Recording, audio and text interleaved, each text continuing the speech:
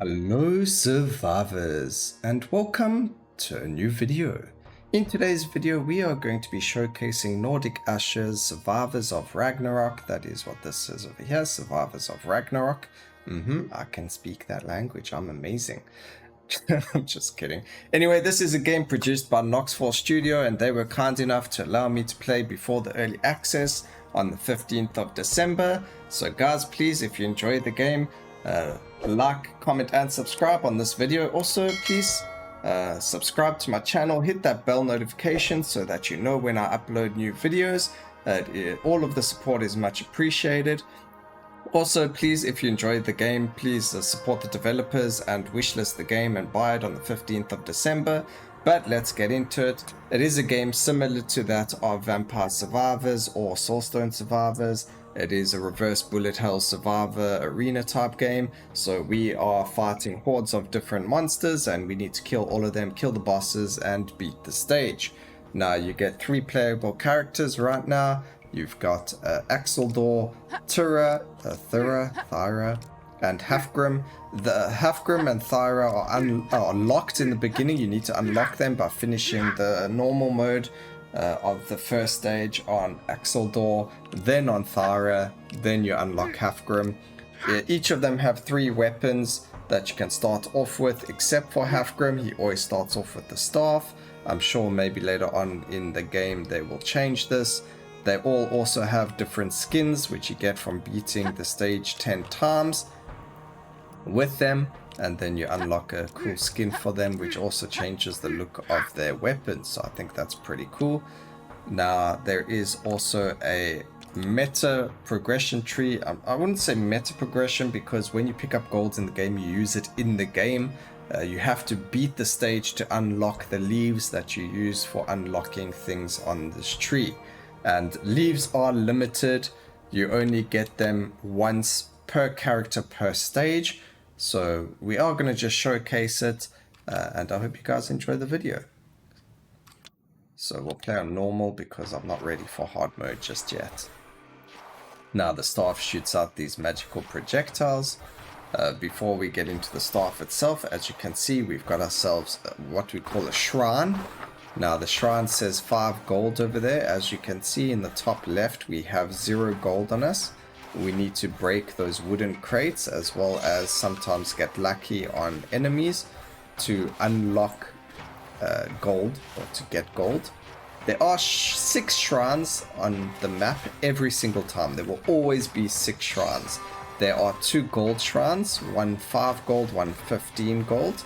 There is a trap shrine, which means you have to run through a trap and get hurt, and then run through it again and get hurt. So you're going to lose a whole heart just to get the relic. So sometimes it's really not worth it. Also, as you can see, instead of having like, let's say 100 health, like your standard roguelite game would have, we actually only have 3 hearts. However, getting hit on normal mode only gets rid of half a heart. If you play on expert or hard, I do believe it is a full heart that you lose when you get hit. Alright, as you can see, that green rat is actually an elite monster, so we want to just stay clear from him right now. We do have 5 points to level up over here. We do have the gold over there. And this is our skill tree. Now, it looks very confusing, but it is pretty easy. This is our main weapon that we started off with. You get upgrades to everything over here. It is random, so if you don't like what you see, you can hold Q to reroll, or you can upgrade it as is. I like area and damage, so I'm quite happy with that. Area and projectiles, damage and projectiles, damage and projectiles. That's perfect. And then we got some cooldown reduction here as well, which is also good. You got passives, which increase area, status duration, projectile speed, XP gain, duration, and burn damage. We then got a Infernal Codex weapon or attack, Glacial Quartz, and Thunder Orb. So we will get into all of these. I'm not going to showcase every single weapon because I do want to try and win the run as well for everyone over here. So we will only be using the Thunder Orb. We might go into the Infernal Codex if it goes well. but we will see how everything goes. I mean, you do only need one level in each of them, so we could actually go there. It won't really hurt us too badly. So I might show you all the weapons, but you're not going to see like how good they are because you're not going to have them fully upgraded or even what we'll call ascended, but I'll show you what Ascension means later on in the game. Unfortunately, we don't see many crates near us. We don't have to worry about losing that relic. I'll show you why. So we're going to run all the way to the left, and if we keep running to the left, you will see that we will eventually see the same relic again in the same spot, but we actually found the 15 gold relic as well, which is a chest.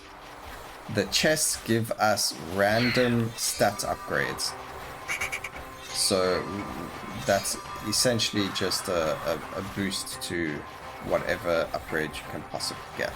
So anyway, as you can see, we're back at the 5 cost chest. That is because the world is it's like circular, so every time you run in one direction you'll always land up in the same place, just because that way it makes it easier for people to find the relics again. If you kept running, there is no map, so if you had to keep running in a certain direction, then you'd be stuck and you wouldn't be able to, you'd get lost very quickly. Now we get cooldown, area, or damage. I'm going to take the damage, and the reason for this is it increases our flat damage by a huge amount. I don't think anyone saw or remembers what the damage was last time we were in the skill tree. You can rewind and have a look, and you'll see that it has increased the damage by quite a large number. So next time, before we pick up a chest, I'll have a look at it, and we can see, ooh, we're getting quite a lot of projectiles over there. Now, my last one, I always do like to make sure it's damage. So in this case, we got damage and cooldown. That's okay. We did get quite a decent amount of area of effect and projectile. I mean, we could keep re-rolling. We'll see how it goes. So that noise we heard over there was actually a potion dropping. The wizard himself only has 3 hearts, 2 blue, 1 red. These potions only heal the red heart, so that's a bit of a situation you're in. There are relics you can grab that will increase the amount of hearts you get on your character. Also, I need to speak to the devs because each time you restart the game, it restarts that music level. It always starts the game in 100% music level.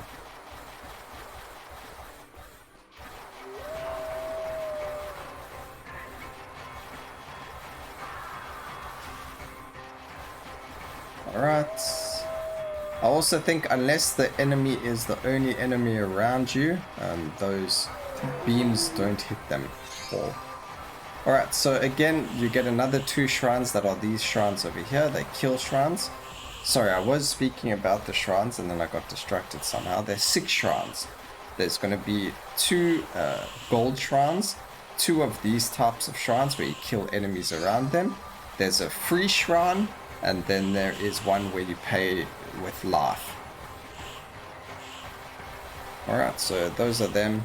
This shrine over here is giving us boots. As you can imagine, what boots usually do in games is they give us movement speed. So this is actually probably one of the best shrines you can get, especially I think it's really good. We're going to go damage and cooldown. Take note of the 46 to 50 damage that we've got. So that's going to come into play a bit later, and I'll show you why.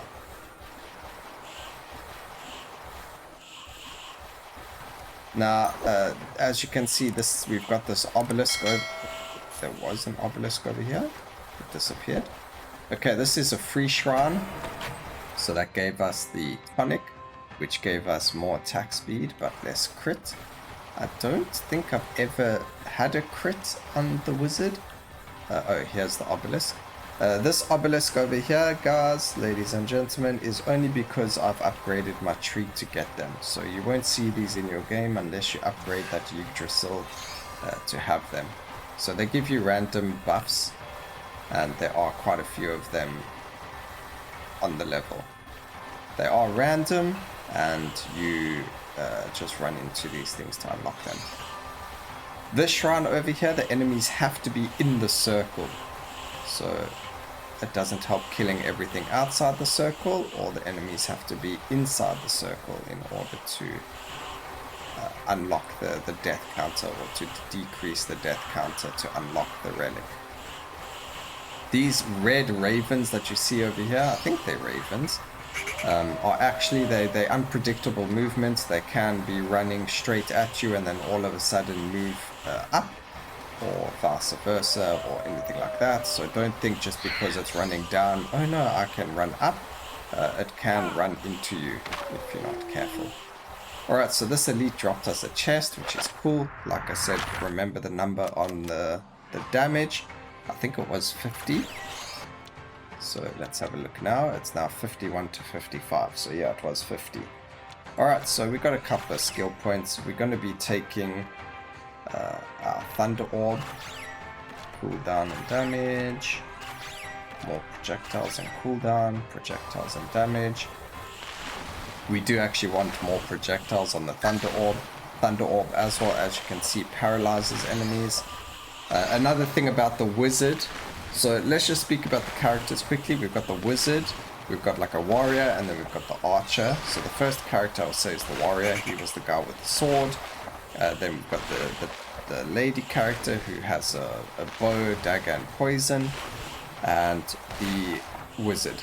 Now the wizard starts off with blue hearts, which you can only get back via a certain type of potion, which you don't get unless it's like a relic.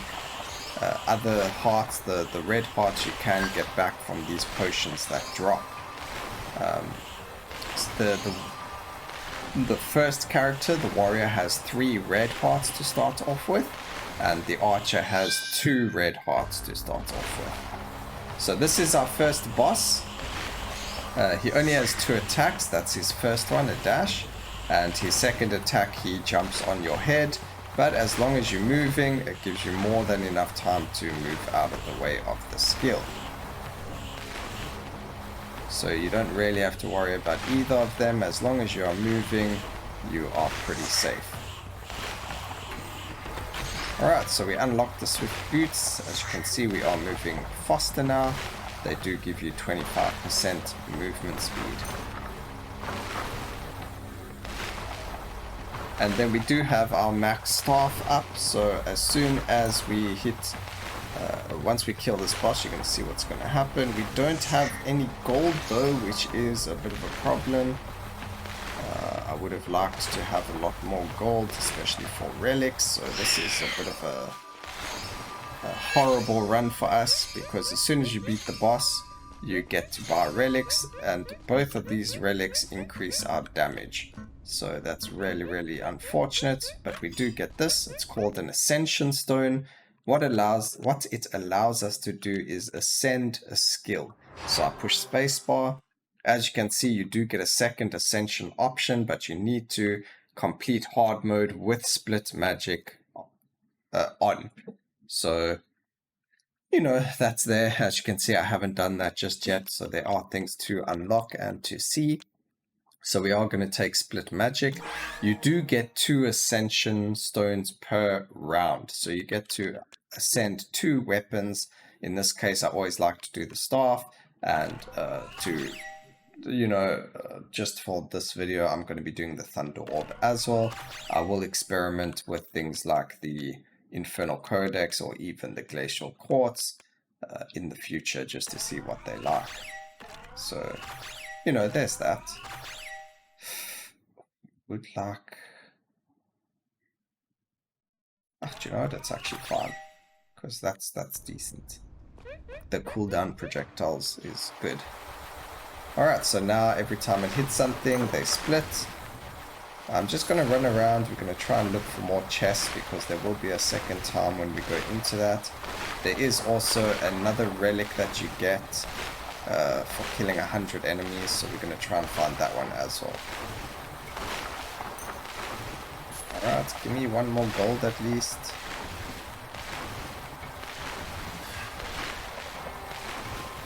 crates are random, like randomly generated over time in the game. So you could run like in a full circle, like I said earlier, and come back here and there could be traits on top of that relic. So there was more crates, it gave us gold. We're going to go grab this relic because I do believe it gives us damage. Sea urchin applies 1 empty heart. Okay, cool. So this was one of the relics that give you an empty red heart. So now we just need to find those potions again. But I don't think there will be any, because once you kill the boss, it's like it deletes. There we go, we got 1 potion.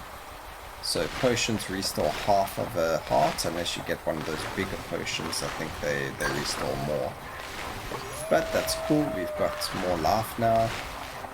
That's 2 hearts at least, so it means we will be able to survive a lot longer, because we will be able to regen our life. Alright, the wolves are dead. I don't know if anyone ever noticed in the first run, those wolves, the blue circle around them actually gives haste to everything around it. Alright, we have been very unlucky with drops in this run.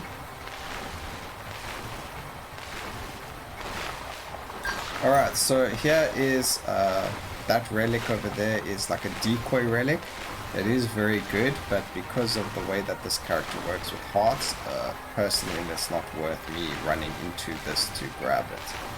I don't need the relic, I can beat the mode without it, so I'm not going to bother with it. Now what we just picked up here is actually a magnetic ring, so if I push E it will suck all XP in to me and we will gain a bunch of levels, so we don't have to really worry about running away from the XP. I will pick it all up in a little bit. I still need more gold for that relic. Let's use it.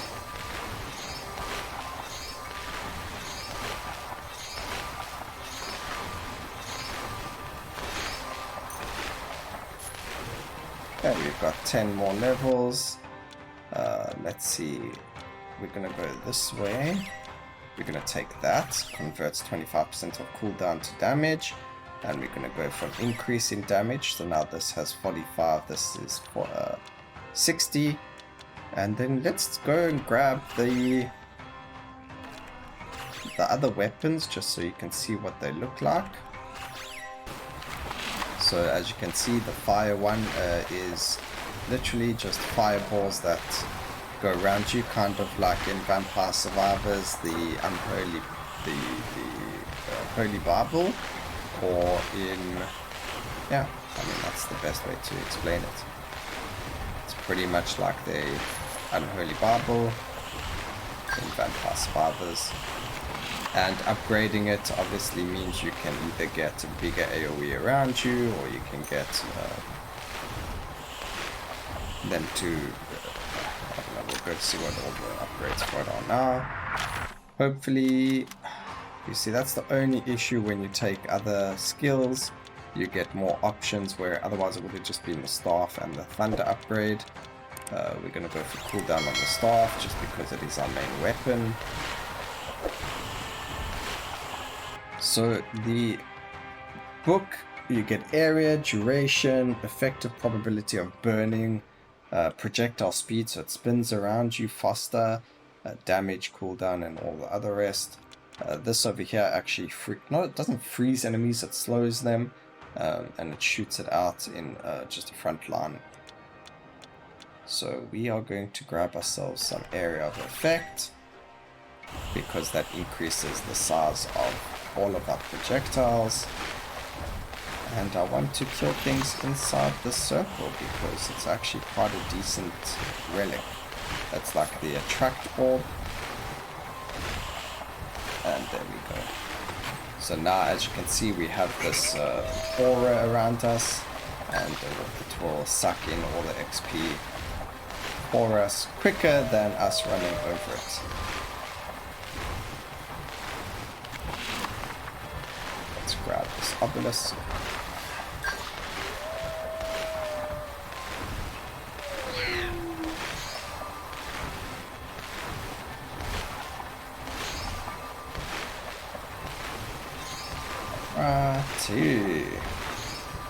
all this XP, this juicy XP. I do need more gold. We don't have enough.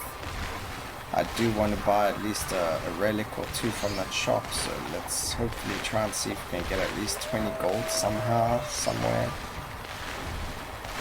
I think we've got all the shrines that are available, so there's that. There's more boxes. Only gave us 1 gold. We've got a chest over here to open. Damage. Yes, please.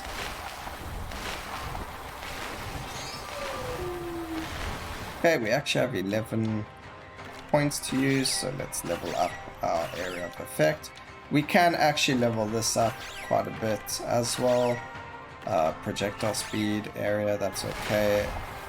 I'll show you why. It's going to be quite funny on the final boss, but I think we need more projectiles for it to really shine on the final boss. The only thing is the final boss is immune to all status effects, so it doesn't help if you have paralysis, poison, whatever status effect you might have.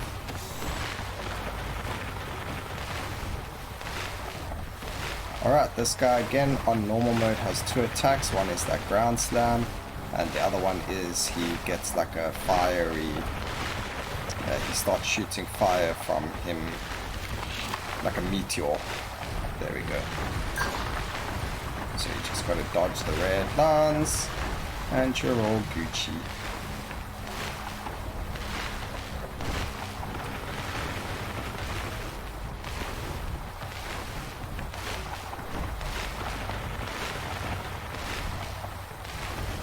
Not too difficult to kill.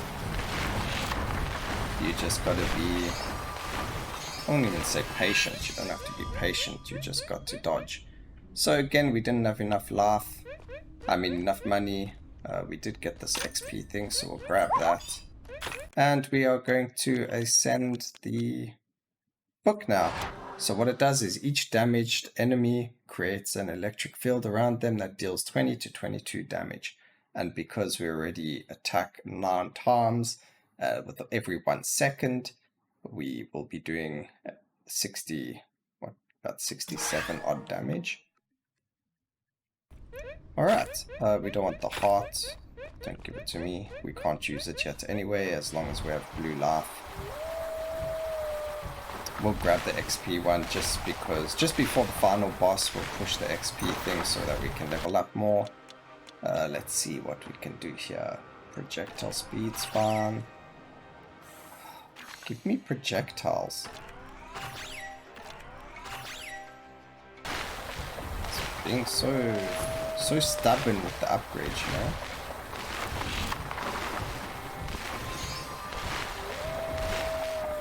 Alright, so after every boss, the enemies do get tougher to kill. I mean, it's mostly the elites, not the trash mobs.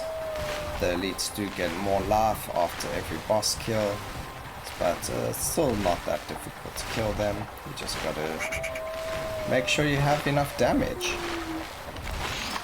and enough area of effect. Obviously every class is slightly different. The wizard does have the most area of effect damage out of all the classes, so probably the safest to just mess around with different builds with.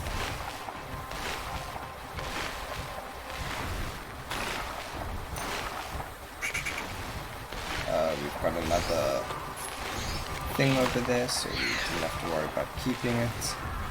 Like on hard mode and expert mode, there are different enemies as well, so you do have to watch out for that as well. There is like a fire phoenix, or fire phoenix is kind of redundant to say. There's a phoenix bird that comes, also redundant to say. There's a phoenix that spawns, and the phoenix deals like AoE damage as well, or there's it spawns red AoE dots for you to dodge, otherwise you get hurt by them. That's probably the best way for me to say it. So he feels like a real mini boss. Like this guy just has a poison trail and like a poison AoE skill, very easy to outrun, where the birds kind of hit you from range. So introduction of range enemies happens on hard mode, and it does become quite difficult if you don't have all the clear to one, dodge everything, because if you run into something it also hurts you. So you know, you've got to be careful on a whole new level when it comes to playing on hard mode.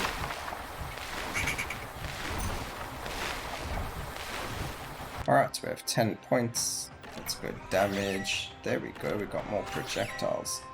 I think we're gonna, there we go. We'll go damage on projectiles. So we need 2 more skill points, so 1 more level up now. I'm sure we'll be fine on getting it.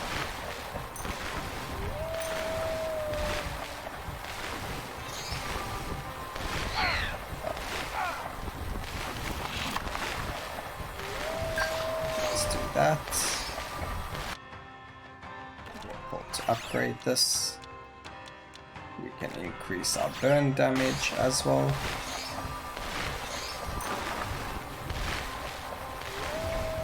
So now we've got this nice extra fire damage as well.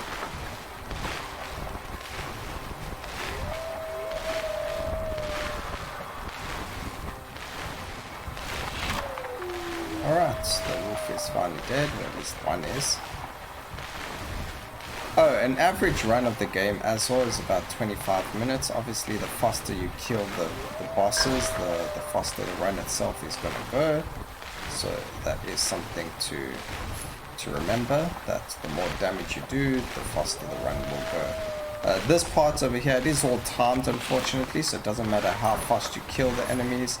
Just like in Vampire Survivors, everything runs off a timer. I don't know if the elites spawn on timers or not, but obviously the faster you can kill the bosses, the faster you can finish the round. Okay, we've only got 4 hits left. We do have a potion though, and this is the final boss. So let's just level up quickly to do more burn damage. Obviously that's kind of stupid actually, because we aren't going to be burning, so we'll go for the projectile increase as well. So final boss time. The only nice thing is with the fire attack is that it will hit him like this at least, so it won't burn him. The boss has 3 attacks. He has that fire slash and this. And then he has another one where he he has 4 attacks, sorry. He has that slash, that other attack you saw. Then he has a move where he tries to impel you, this one over here, where you just gotta keep running. And then he has a move where he spawns swords from the floor as well in a circle around you, so you just gotta stand still. I believe on hard mode and expert he does have other moves as well, so you gotta keep a watch out for that. I haven't fought him on hard mode yet, so I don't know what his other moves are. But that's it. That was the run. Successful, conquered. Shows you all the items, passive relics that you gain and everything like that. It took 26 minutes, level 96. So that was the game, guys. Hope you enjoyed the video. Please remember to buy the game if you enjoy it, if you like it, if you like what you see. Otherwise, please remember to like, comment and subscribe to my videos for more content like this in the future. And always remember, keep safe, survivors. Until next time, cheers.